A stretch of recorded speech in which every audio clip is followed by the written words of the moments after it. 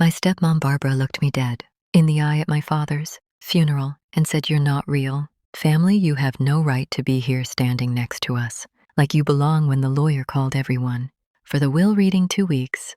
Later, I walked into that office with a folder so thick it could break tables, and when he read my name as the primary beneficiary of my father's entire estate, her face went from smug to shattered in 3 seconds. Flat, but to understand how I went from the kid she tried to erase to the person who legally erased her. You need to hear how deep her cruelty actually went, and trust me, by the end of this, you'll see exactly why the judge looked at her and said, "Ma'am, you have no grounds here, none at all.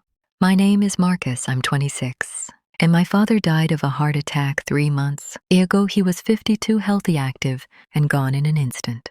But the pain of losing him wasn't even the worst part. It was walking into the hospital room and seeing Barbara sitting there with her 2 kids, Logan and Ashley, acting like they owned his death, like I was some random visitor intruding on their private tragedy. "Excuse me," the nurse had said when I arrived. "Are you family?" I opened my mouth to say yes, but Barbara cut in fast and cold. "He's just a friend from work," she said, waving her hand dismissively. "We're his real family." I stared at her, my father's wife of 8 years, the woman who smiled at holiday dinners and pretended to tolerate me in front of him, and now, with him barely cold, she couldn't even let me say goodbye. "I'm his son," I said, my voice shaking. The nurse looked confused. Glancing between us, Barbara stood up, sighing dramatically, like I was a problem she had to manage. "Sweetie," she said in that fake, sugary voice she used whenever she wanted to sound reasonable, "your father and I built a life together. You were part of his past. We're his present and future." The nurse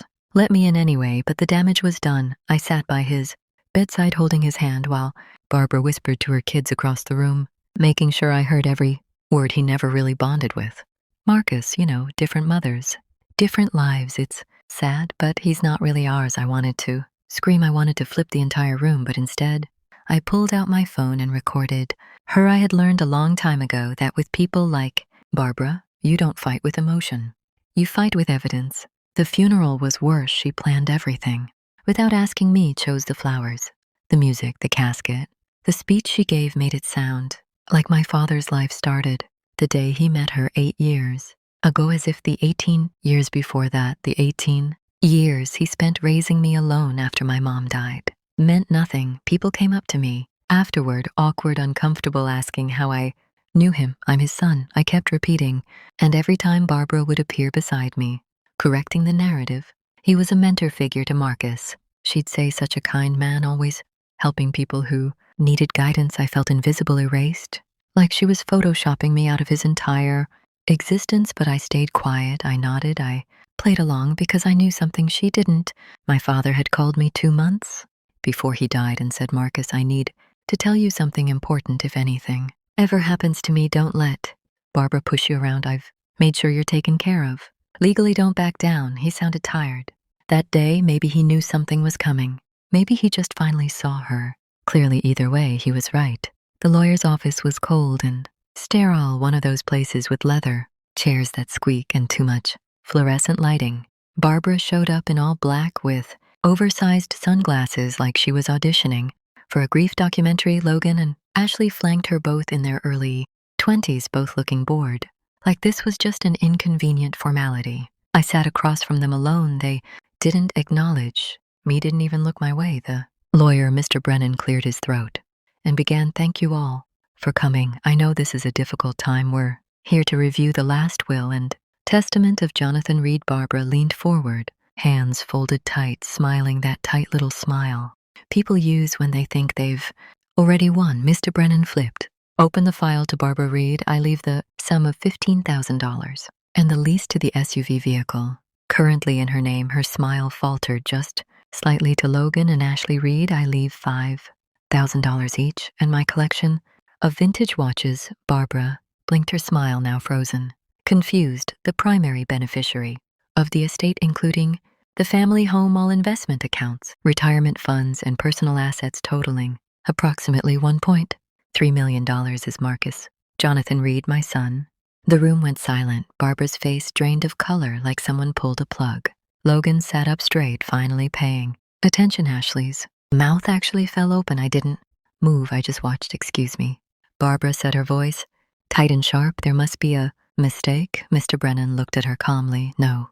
Mistake, ma'am. This will was updated and notarized 6 weeks before Mr. Reed's passing. Updated, Barbara repeated. She turned to me, eyes blazing. You did this. You manipulated him when he was vulnerable. You poisoned him against us. I didn't say a word, Mr. Brennan held up a hand, ma'am.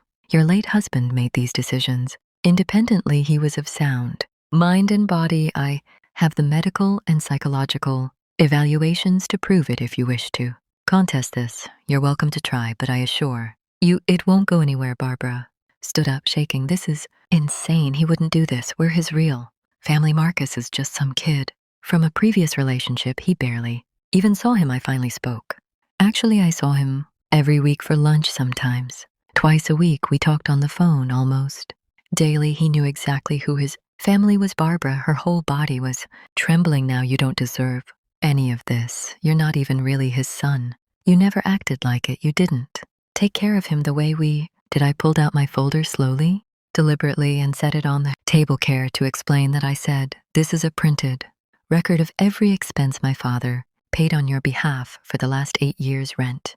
Before you moved in together, car payments, credit card bills, that shopping trip to Milan you called a business expense, the pool installation you said was for his health, your son's college tuition that my father paid in full, while you told people Logan earned a scholarship. Barbara's face went from red to white. Mr. Brennan raised an eyebrow. Is this true, Mrs. Reed? She opened her mouth. Nothing came. I also have text messages. I continued, emails and voice recordings of you telling my father that I was a burden, that I was holding him back from being happy with his, quote, real family, unquote.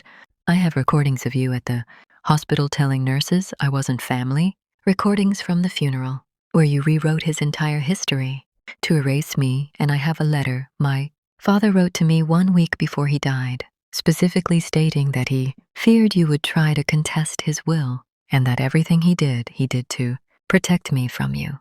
Barbara lunged across the table, grabbing for the folder, but Mr. Brennan stood blocking her. Mrs.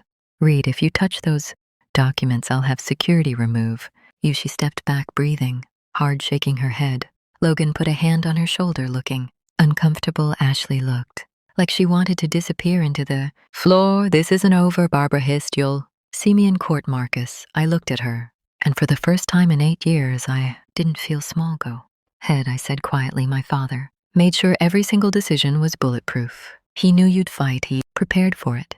You can spend your $15,000 on a lawyer if you want, but you'll lose, and when you do, I'll make sure everyone knows exactly what kind of person you really are. She stared at me for a long moment, her face twisted with rage and disbelief. Then she turned and stormed out. Logan and Ashley scrambled after her. The door slammed. The silence that followed felt like air rushing back into my lungs. Mr. Brennan sat down and slid a separate envelope across the table. Your father left this for you, he said, to be opened after the reading. I picked it up, hands trembling. Inside was a handwritten letter on my father's stationery. Marcus, if you're reading this, it means I'm gone, and it probably means Barbara tried to fight you on everything. I'm sorry you had to deal with her even after I'm not here, but I want you to know something. You are my son, my real son, my only son. Biology doesn't make family, love does, and I loved you from the moment you were born. Your mother would be so proud of the man you've become.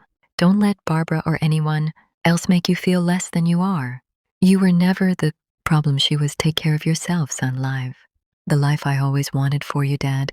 I sat there in that cold office, staring at his handwriting, tears streaming down my face, but they weren't sad tears. They were relief, because for the first time since he died, I felt like he was still protecting me, still fighting for me, still telling me I mattered. Barbara did try to contest the will. She hired a lawyer, spent her $15,000 and then some on a case that was dismissed in less than 3 months. The judge looked at her evidence, which was nothing but emotions and accusations, and said, ma'am, you have no grounds here, none at all. My father's mental competency was documented. His intentions were clear, and the financial records I provided showed a pattern of Barbara exploiting him for years. The judge awarded me legal fees on top of everything else. Barbara lost the SUV, lost the lease on the apartment my father had been paying 4, and eventually lost Logan and Ashley. 2, because once the money dried up, they stopped pretending to care about her.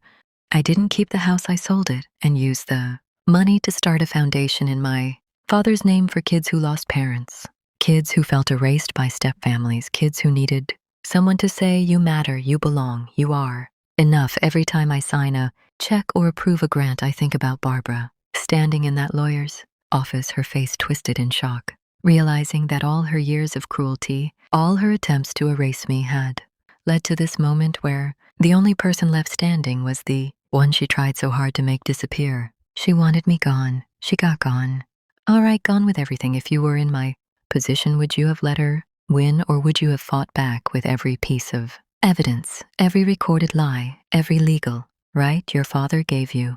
Because I chose to fight, and when that judge looked at her and said, you have no grounds, I finally understood my father's last gift wasn't just money, it was proof that I was always his real family, and no one could ever take that away.